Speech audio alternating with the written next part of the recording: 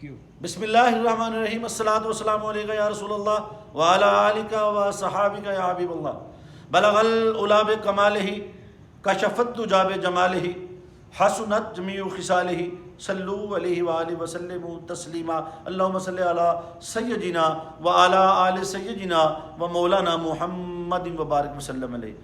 مجھے بہت ساری میری بہنیں، میری بیٹیاں، میرے دوست احباب، چاہنے والے جو محبت کرتے ہیں، انہوں نے مجھ سے بار بار یہ بات پوچھی کہ علامہ صاحب آپ دعا کرتے ہیں تو ہماری دعا قبول ہو جاتی ہے، ایسی کون سی چیز ہے کہ ہماری دعا قبول کیوں نہیں ہوتی؟ ہم دعا کرتے ہیں، نماز بھی پڑھتے ہیں، قرآن بھی پڑھتے ہیں، مگر ہماری دعائیں قبول نہیں ہوتی۔ یہ وظیفہ جو آج آپ کو دے رہا ہوں، یہ وہ وظیفہ ہے جو میرے بزرگوں نے مجھے عطا فرمایا، اور الحمدللہ اس کے صدقے سے میری تو ہر دعا پوری ہوتی ہے۔ اللہ کی بارگاہ جو بھی مانگا ہے اللہ تعالیٰ نے عطا فرمایا ہے۔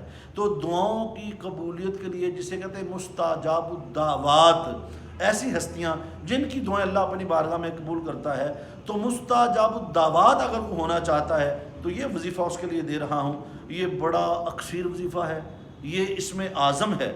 اس کو کرنے کے لیے آپ کو صبح تہجد کا التزام کرنا پڑے گا۔ یہ وظیفہ نماز تہجد کی ادائیگی کے بعد ہوگا۔ 21 دن کا وظیفہ ہے، بہت چھوٹا وظیفہ ہے۔ آپ نے نماز تہجد کے 8 نوافل ادا کرنے کے بعد قبلہ رخ منہ کرنا ہے، اور اللہ رب العزت کی بارگاہ میں اپنے دل اور اپنے جسم کی حاضری دے کر 21 بلکہ 27 مرتبہ اس کو آپ کر لیں، 27 مرتبہ آپ نے پڑھنا ہے اللہم اغفر للمؤمنین والمؤمنات، اللہم اغفر للمؤمنین والمؤمنات۔ یہ جو وظیفہ ہے آپ نے اس کو 27 مرتبہ پڑھنا ہے، اول آخر 11 مرتبہ درود پاک پڑھنا ہے، اور آپ نے اس کو 27 دن ہی کرنا ہے، اور انشاءاللہ تعالی پھر اللہ کی بارگاہ میں اب جو بھی دعا مانگا کریں گے اللہ آپ کو مستجاب الدعوات بنا دے گا، دعائیں قبول ہونا شروع ہو جائیں گی۔ اور یہ وظیفہ جو بندہ کر لیتا ہے اور پھر اللہ تعالیٰ اس کی تہجد قائم کر دیتا ہے،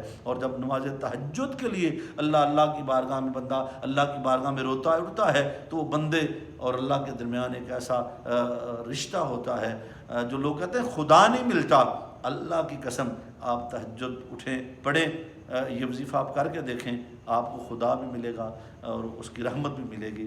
اللہ تعالی ہمیں اپنی بارگاہ سے دعاؤں کی قبولیت کی خیرات عطا فرمائے، اور جب بھی دعا مانگا کرے خضوع و خشوع کے ساتھ اللہ سے مانگنا ہے، ایسے مانگیں کہ اللہ ہمیں دیکھ رہا ہے۔ جب کسی بادشاہ سے مانگتے ہیں تو ادب ہی ہوتا ہے، جب دعا مانگیں تو پھر اللہ سے اس ادب سے مانگیں وہ آپ کی جولیاں بھر دے۔